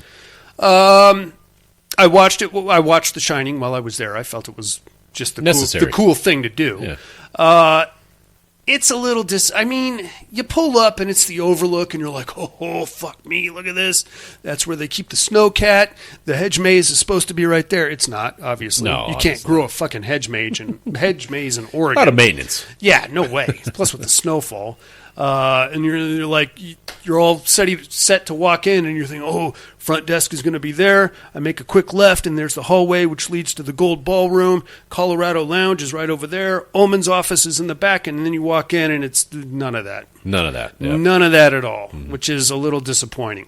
They did have a fire axe behind the front desk. Yes, you sent us pictures. That was very cool. It's cool. It's inscribed with "Here's Johnny" on one side, and then the Overlook Hotel on the other. You can take it. They'll let you take a picture with it. It's pretty cool. I'm surprised you didn't stuff that down your pants and take it home with you. I tried to. It was not happening. I need bigger pants, and all I brought was shorts, like a stupid fuck, man. So we got a foot of snow up there. I'm out there, me and my wife, in our shorts and our hoodies. You know, D, they have this app now on I don't give a shit about your apps, called Dusty. The Weather Channel. I don't care. If it's not the same weather here in Reno, then fuck them. Oh, anyway. okay, all right, gotcha. So sweaters and jeans in October in Florida. Absolutely. Okay, all right. It was cool. It was a cool experience. From the outside, it looks great, but like even watching the movie, you can see certain inconsistencies in the filming. Like, for example, there's a scene where Wendy and Danny come out and they make a quick right into the hedge maze, but then there's a big wide angle shot right after the staff leaves of the overlook sitting on a hill with the parking lot empty and just like one light on, and there's no hedge maze in that shot. Yeah. So the hedge maze was a big part of the novel, so they had to get it in there, right? So it was not a hedge maze; it was the hedge topiary. animals. Yeah, it was a topiary. So they kind of changed it to a maze, but that something did. The hedges were important, right? Sure, so, yeah, and none of that was actually filmed at the Timberline Lodge. Yeah. That being said, it was a very cool little vacation, and other than the outside of the place, there's really nothing going. They do next to. You would think that would be like a huge selling point. Well, okay, from what you told me, the clientele is very bougie and hoity-toity. Yes, I guarantee 80% of these fucking no clue rich assholes have no clue that they're staying in the Overlook Hotel. We were in the hot tub with a bunch of very successful individuals. Yeah, and you said, "Here's Johnny," and they said, "No." They're like, "Tonight Show." They're like, "So what brings you here?" And I'm like, "Oh, I'm a horror head." And they're like, "What is horror movie?" And I'm like, "Yeah, this is where The Shining was filmed." The Shining, what? Yeah, what is that? Exactly. Like, you guys have heard of Stephen King, right? Oh yeah, the author. It's like his best book ever. Great movie, Stanley Kubrick. And they're like, "Oh, I think I saw that one when I was in college. It's the one with the guy, right?" Yeah. I'm like, all right. I that's exactly how I pictured it would go once you told me about the patronage. And like went in the gift shop, zero Shining anything. There's like 3 different gift shops. It's actually a huge place. They have literally you walk out and there's a ski lift right outside your hotel room. Then there's another one about halfway down the hill. There's a food court. You go down there. It's great. Pool, hot tub. It's a full-on resort. Okay. 3 different bars. One of them's in the basement. Great pizza, by the way. But first gift shop was nothing but like you couldn't find a fucking number 2 pencil in there for under $100. Oh. Yeah. And just all kinds of Native American this and Ram's Head that and all that stuff. Go to the other gift shop, nothing but snowboard and ski gear and mittens and goggles and all that. And then as me and my wife are looking for like anything we can take home for the kids, I found a Overlook hoodie and an Overlook coffee mug, and I was like, jackpot. I found something. At least they're somewhat acknowledging and this. The gift shop attendee was like, "Oh, you've been sitting on these for 10 years." Yeah, blowing the dust off them. Oh, finally somebody bought this thing. Oh, thanks for coming up, horror nerd. Yeah, that's me. What do you sell, 2 of these a year? But all in all, the movie's great, of course. Staying there and watching it was also great. It was something to do, and I did it, and I would go back, but not as a horror nerd. I would go back just because it was very cool, very scenic. Maybe go in the summer when we can like hit some of those hiking trails and stuff. Mount Hood is right behind it, so you can that panoramic of the big hill behind it, snow covered all the time. Cool. It was cool. It's a full-on resort, so yeah. You don't have to be a horror nerd to go there. Crazy huge fireplace right in the middle. I saw your pictures. That was 2 cool. stories, and you can go around it. That's cool. It's bananas. But that's all I got to watch this week. How about you, big fella? We just busy too, so we caught the new Anaconda movie. Oh, Paul Rudd? Yeah. What do you think? No, it was all right. I mean, it was fine. It was more of a comedy. It was. Right? Oh yeah, totally. Yeah, very much so a comedy. Figured that. I mean, there was Anaconda. I mean, obviously there was a big fucking anaconda. Sure. There was action. I would consider action comedy. An action comedy is sure. more accurate, but it's kind of meta because Paul Rudd plays a failing actor, right? Yeah. And he tells Jack Black, who is I think, teacher now, like a high school teacher, film high school teacher. Okay. And they made movies when they're kids, right? Mm-hmm. That was like their thing. And he basically tells Jack Black on one of his birthdays that he acquired the rights to Anaconda. Right. Cool. And so let's go to the Amazon and film our Anaconda. Okay. So he talks to all these fucking people, and they're trying to get funding, right? And so they have a couple other two friends they used to make movies with, and one of them is semi-successful more than them. Okay. And they said, okay, we'll just go to the bank and ask for the funding. We need $9.2 million, and the bank says, we'll approve you for $9,500.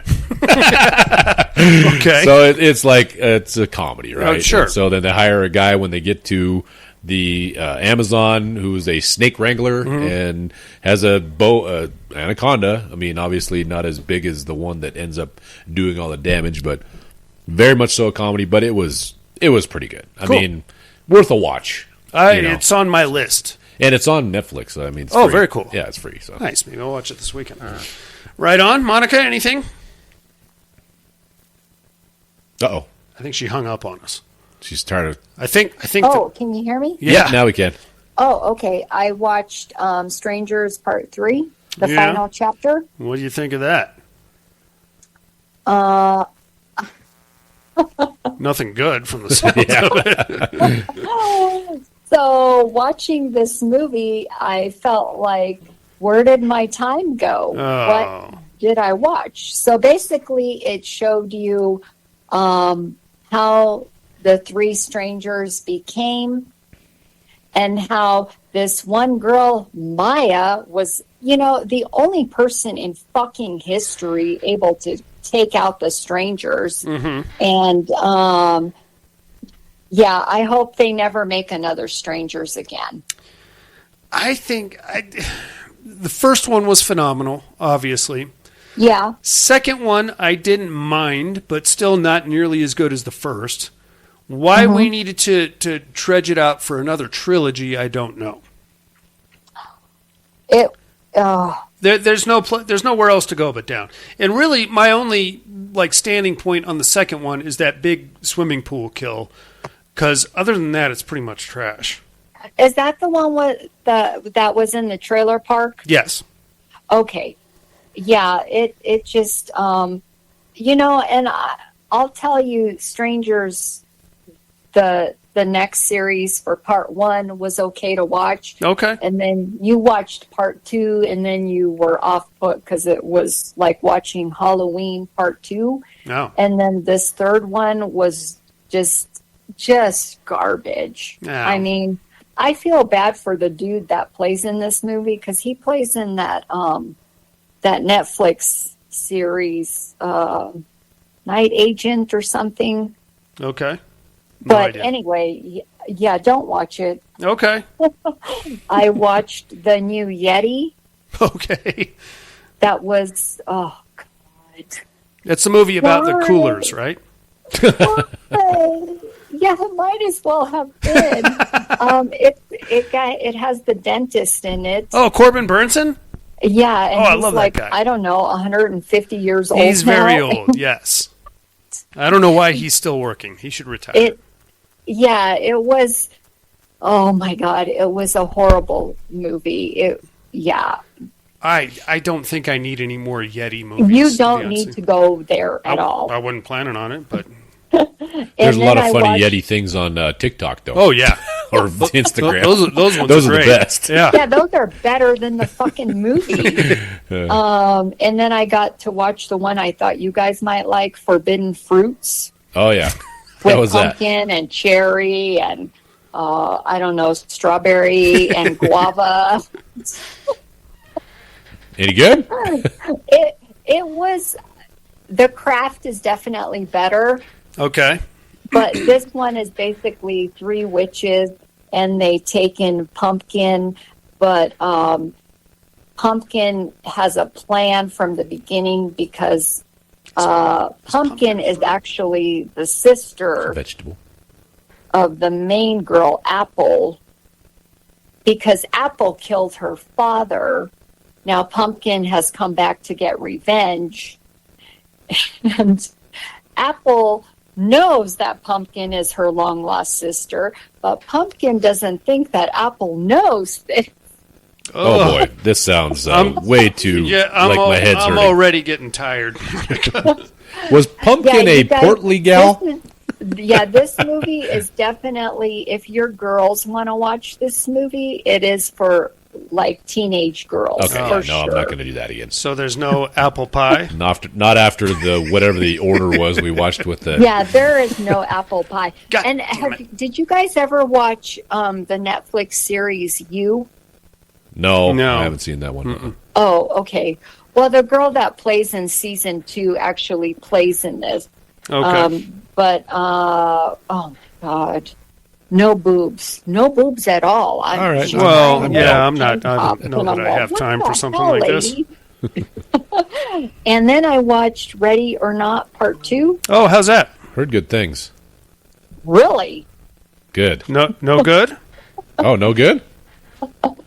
Okay, so once I Somebody started had a watching, bad eyebrow. But once I started watching it and I realized where we're going with this story, I completely lost interest. And I was like, this is, come on, guys. Do you want to know what just the basis of the story is? I mean, I kind of get it. It's like, so I'm assuming it's the same family with their weirdo board game tradition, right? No. Okay, never mind. No. So nothing else to add. basically, if you watch the first one, she took out the whole family. Yeah. Correct. Okay, so now Grandpa is still alive. Right. And Grandpa enlists Buffy the Vampire Slayer shows up. Sure.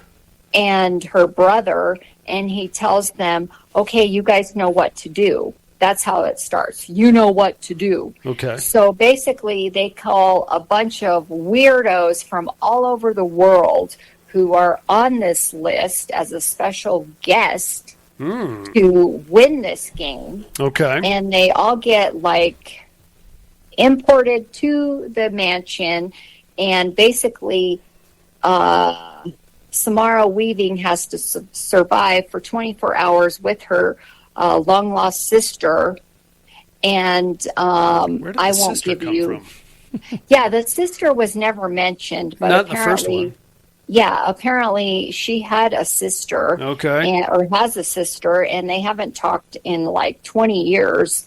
And because the sister was listed as next of kin when she got transported to the hospital, they call the sister, and the sister shows up. Okay. And that's how we got 2 of them. All right. So I won't give away the ending, but that's what happens. So a bunch of non-family people show up. Like you got a rapper, you got a YouTuber, you got a millionaire, and that's how the game is. Okay. Very cool. I mean, and I was looking forward to it, but it doesn't sound like anything I need to rush out and see now. Yeah, no. I was really looking forward to it, but once, like I said, when I heard the storyline of how it's going to go, I was like, oh, this is stupid. They didn't know how to make a part 2, obviously. I was about to say, I hate it when a sequel shits all over the original. Case in point, Nightmare on Elm Street 2. What the fuck? Freddy can't jump out of a pool. He's got to get you in the dream, you clowns. Whatever. You want to make your own rules? Go ahead. What do I care? Yeah, they don't. I don't feel like they think ahead. Yeah. And when they get a good movie, they just go, "Oh fuck, let's just throw something together," and it doesn't turn out good. I think what sometimes happens is they watch the first movie and they go, "Oh, wouldn't it be cool if she had like a Gatling gun?" So they film a scene with a Gatling gun, even though it doesn't make any fucking sense. Wouldn't it be cool if Freddy jumped out of a pool and then a barbecue exploded? Okay, sure. It's got to happen in somebody's dream. No. We'll just put it at a pool party. No, he's the fucking sleep stalker, dude.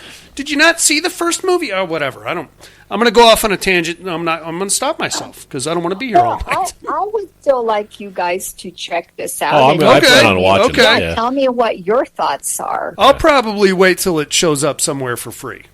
Oh, okay. Because I don't know that I want to pay for it, and I'm not a fucking criminal like you, Monica. I'm not a criminal. You can get your own account on Movie Orca. Movie Orca. We do not endorse. The padded room does not. That is not a pirate ship, guys. And that's all I watched. Okay, very cool. How about some immersion therapy then? Sounds good.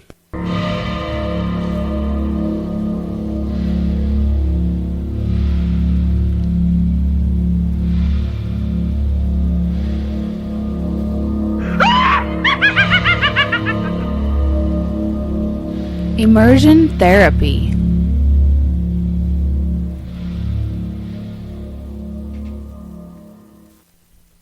What did you guys think of The Trip? Oh, that was good. It's funny, right? Yeah, I liked it. Yeah. I love the idea that this couple is going to go off to fix things because they've been on the rocks and all they do is just fight and just fucking hate each other the whole time. Yeah. I fucking hate you, you whore. Go ahead, rape her. She'll love it. Yeah. She's not the one getting raped, bro. Wait a minute, no! This is Gay Steve, by the way. And he's got a horse dick. Yep. It's a good show. I love it. I am still pretty hot for Noomi Rapace. I don't know about you guys. Something about her. It's she's not conventionally attractive, but she's just got that kind of foreign, dirty. I just can't. You know what it is, I don't dude? see it. It's the girl with the dragon tattoo.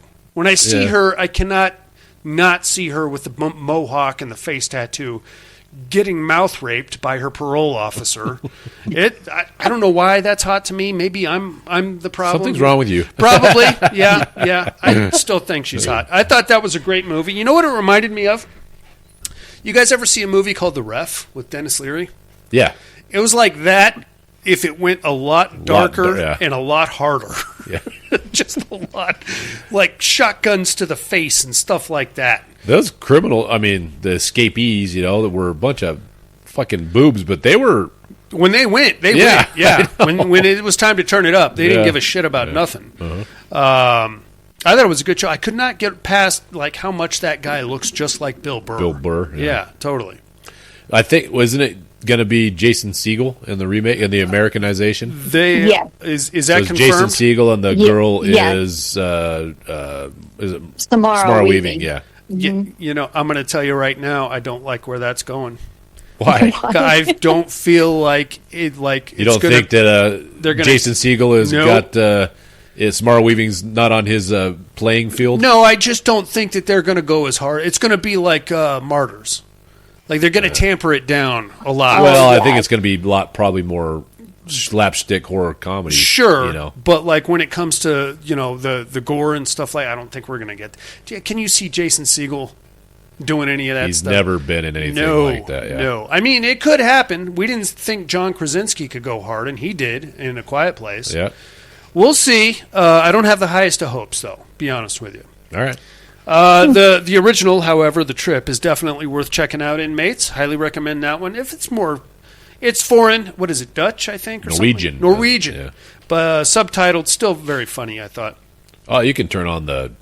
I watched it dubbed. Oh, did you? Yeah. Oh, okay. I watched it with subtitles because I don't like reading if I don't have to. It takes me 3 hours because there's a lot of rewinding. Yeah, I'm getting better at it because I can't hear for shit either. Tracing my finger along the bottom of the screen. Oh, he is gay. Honey, he's gay. Shits. All right, go ahead and start it again. All right, Monica, what do you got for us this week? We're going to check out 2017's Mayhem, and you can see this on Tubi. And it is about an airborne virus. Think Belko experiment with Stephen Ewing, I think. Glenn from The Walking Dead. Yes. Not a bad show. If you want if you want to do a deep dive on the Mayhem, you can watch it on Shudder with Joe Bob. You got to have 3.5 Hours to Kill, though, because he's going to let you know everything you didn't want to know about it. But it's still very much worth checking out if you're interested. Check that shit out, inmates. And your girlfriend is in this one, too. I know. Which one is that? He's a ladies' man, this guy. Was it Samara? Yes. Yeah, Samara Weaving. Oh, cool. Yeah, and she gets roughed up. Kind of like it when they get roughed up a little bit. I mean, not like she doesn't get like punched in the. She just gets, You're talking yourself into therapy sessions. I'm gonna get myself. I'm trying to get myself canceled so we don't have to do this. Okay. It's not working. God damn it! Will somebody report me? Anyway, check that shit out, inmates. We'll do the same in compare notes next week. But now it's time for Who is Daddy?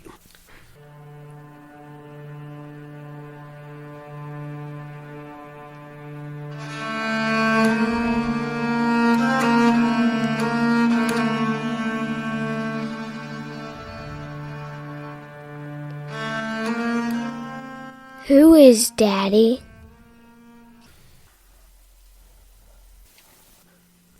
First, my clues from last week. Well, I'm a loan officer, and I'm trying to get a leg up in the bank because I'm the only female loan officer here. I also happen to be dating Justin Long, and he is just Justin Long, so I guess that doesn't really mean anything. I have to disapprove this elderly lady for her loan extension because she hasn't paid in quite a while. I don't want to do it, but it is the way to get a leg up in this company. I really hope she doesn't try to kick the shit out of me inside my own car later in the day and then put a curse on me that's going to make me kill my own puppy, for fuck's sake. It's a cute puppy. I don't have no ill intention towards him. I am, of course, Drag Me to Hell. Great movie. Mm-hmm. Sam Raimi. Yep. PG-13, though. It was? It was, yeah. There's a lot of bodily fluids and things happening. There's a lot of fighting, but it's PG-13 still. Huh. I know. I don't care for that. I'm surprised that it was PG-13. No boobs. No breasts at all. That's all it takes nowadays. I don't. That's like the Mason-Dixon line of one F-bomb or one nipple, and you got an R rating. I think there was some cussing in there, but I think, like, I saw a lecture by Rob Zombie once when he was talking about the Devil's Rejects. Yeah. Because it almost got an X rating. So he cut a bunch of footage out, and the MPAA at the time was like, oh, yeah, you got this guy's head coming clean off, and this chick gets smashed by a 16-wheeler, no problem. But we thought we saw a nipple back there at the 1 hour mark, so... Yeah. I don't know. I don't get it.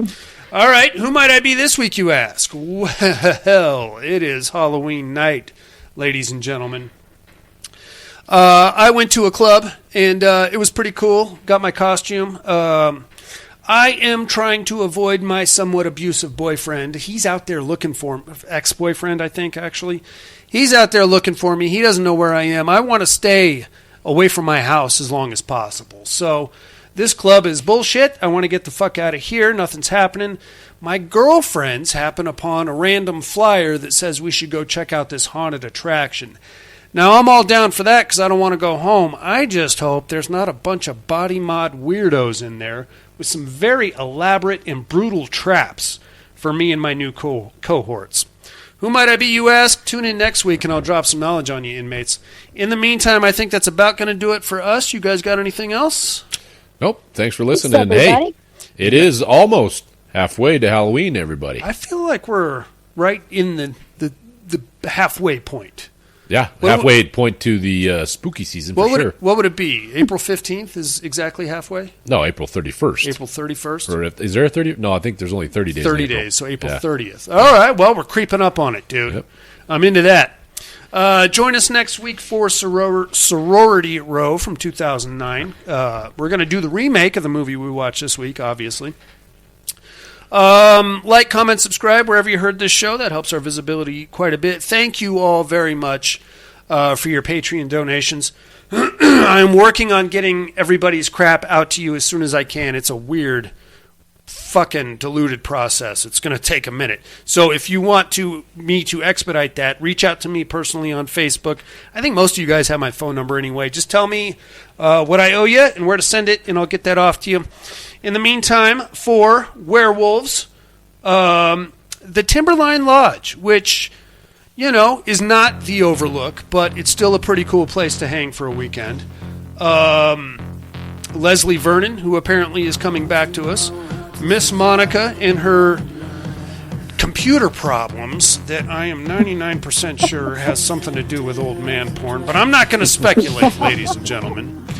And the Padded Room Podcast. I'm afraid visiting hours are over.